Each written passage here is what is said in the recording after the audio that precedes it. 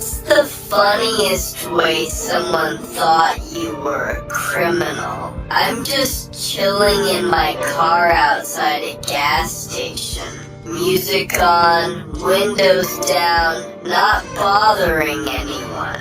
Out of nowhere, two guys burst out of the store, arms full of snacks and stuff they clearly didn't pay for. Right behind them, the gas station clerk is screaming like it's a full-blown robbery.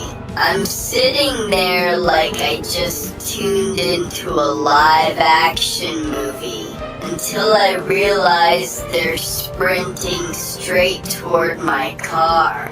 For a second I thought, no way! They're not about to, but they were.